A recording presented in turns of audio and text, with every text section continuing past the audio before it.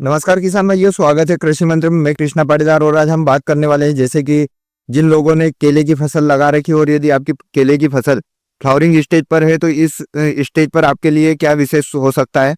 तो वीडियो में आगे बढ़ने से पहले चैनल को सब्सक्राइब कर लीजिए, बेल आइकन पर क्लिक कीजिए ताकि खेती से जुड़ी जानकारी आपको मिलती रहे। किसान साथियों, जैसे कि केले की फसल में जो 3 स्टेज मुख्यतः होती है, शुरुआती वेजिटेटिव ग्रोथ होती है, इसके बाद में फ्लावरिंग स्टेज आती है और एक जो फ्रूटिंग स्टेज आती है।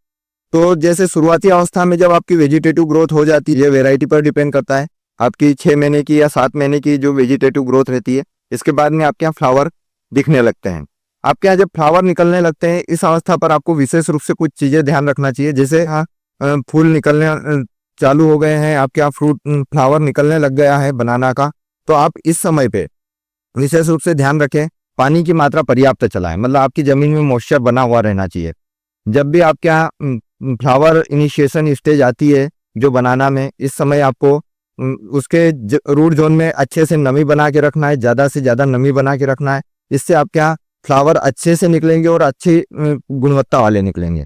इसके अलावा दूसरी जो सबसे महत्वपूर्ण बात है, फ्लावर इनिशिएशन स्टेज के लिए मुख्य रूप से यदि देखा जाए तो आपकी बनाना की फसल में 25 से 30 डिग्री सेंटीग्रेड जो टेम्परेचर है, ये बहुत ही महत्वपूर्ण होता है। इस तापमान पर फूल अच्छे से निकलते हैं केले की फसल में और उत्पादन भी अच्छा होता है।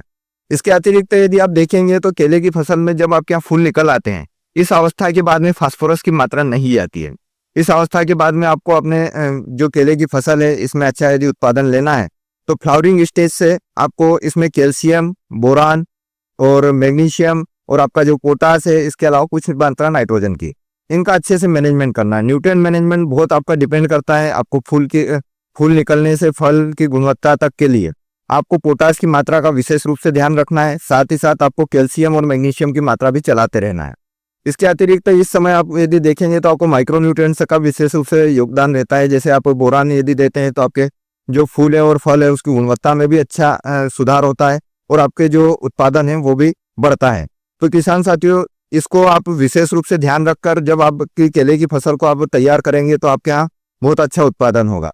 किसान साथियों, फूल निकलने का एक यदि हम जो संकेत देखें या सिम्टम देखें आपके केले की फसल में, जैसे फूल निकलना कब चालू होंगे या कैसे आ सकता है, तो उसको आप जैसे शुरुआती अवस्था में जब देखते हैं तो आपका जो पौधा रहता है इसके तने के सबसे टॉप पर आपको हल्का सा पर्पल रंग का आपको एक फ्लावर दिखाई देगा, हल्का सा नोब दिखाई देगा। वो धीरे धीरे आपका सनलाइट की डायरेक्शन में नीचे की तरफ झुकने लगता है। इस तरीके से आपके यहाँ फूल निकलने का सिम्टम्स दिखाई देते हैं। किसान साथियों, जो फूल निकलने से फल बनने तक की जो क्रिया है ये 2 से 3 महीने की होती है। अलग अलग वेराइटी के लिए अलग अलग होती है। तो कुछ वेराइटी में ये 2 महीने में कंप्लीट हो जाता है, कुछ वेराइटी में ये 3 महीने का समय लेता है। इस तरीके से आप केले की फसल में फ्लावरिंग स्टेज को अच्छे से मैनेज करके उत्पादन को बढ़ाइए। जैसे कि किसान साथियों, जब आप यहाँ फूल से जैसे फूल निकलने लगता है, इस अवस्था पर आपको एक विशेष रूप से ध्यान रखने वाली बात एक और है। इस समय आपको नाइट्रोजन का मैनेजमेंट विशेष रूप से करना है। यदि आपके यहाँ एक्सिस नाइट्रोजन होगा इस समय तो आपके यहाँ जो है फ्लावर सीधे ड्रॉप हो जाएगा। मतलब उसमें आपका बनाना नहीं बनेगा, फ्रूट नहीं बनेगा, इसके पहले ही आपका जो फ्लावर है वो ड्रॉप हो जाएगा।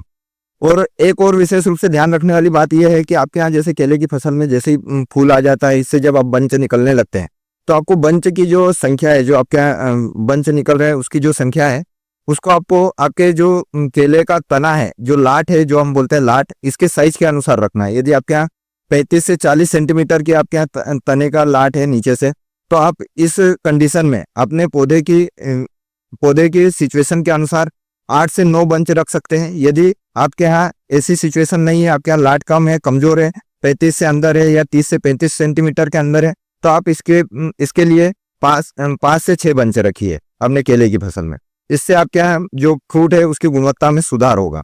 इसके अतिरिक्त जैसे आप बनाना में जैसे आप देखेंगे कि आप जब फूल को तोड़ते हैं लास्ट में जाके, तो आपको एक बात और विशेष रूप से ध्यान रखना है। जितने बंच आप रख रहे हैं उसके बाद में लास्ट में जाके आप जो आखिरी वाला बंच तोड़ेंगे, इसमें आपको 1 से 2 फ्रूट आपको छोड़ना अनिवार्य है ताकि न्यूट्रिशन आपका ऊपर से नीचे की तरफ फ्लो पूरा बना रहे।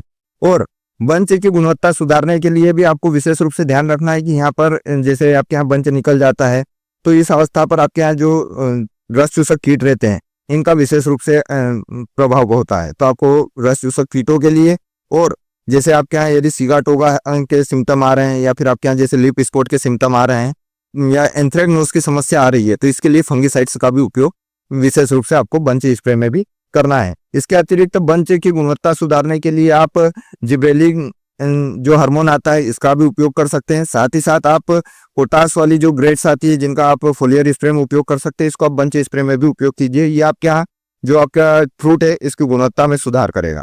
किसान साथियों, जो केले की फसल है इसमें विशेष रूप से आपके यहाँ जब फ्लावर निकल आता है और फ्रूट बनता है तो फ्रूट पर सबसे ज्यादा आपको गुणवत्ता पे ध्यान देना है। इसकी जितनी अच्छी गुणवत्ता बनेगी उतना अच्छा आपके यहाँ उत्पादन होगा और उतने अच्छे आपको मार्केट में इसके प्राइस मिलेंगे। तो इस तरीके से आप अपने केले की फसल को मैनेज कीजिए और आपकी केले की फसल में आपको बहुत अच्छा उत्पादन मिलेगा। किसान साथियों, यदि वीडियो अच्छा लगे तो अपने अन्य किसान मित्रों के साथ शेयर कीजिए, और यदि आपकी फसल में किसी प्रकार से कोई समस्या आ रही है, आप उसका समाधान चाहते हैं, आप डिस्क्रिप्शन में जाइए, व्हाट्सएप ग्रुप से जुड़िए और आपकी जो भी समस्या हमें भेज दीजिए, हम उसका उचित समाधान आपको देंगे। धन्यवाद।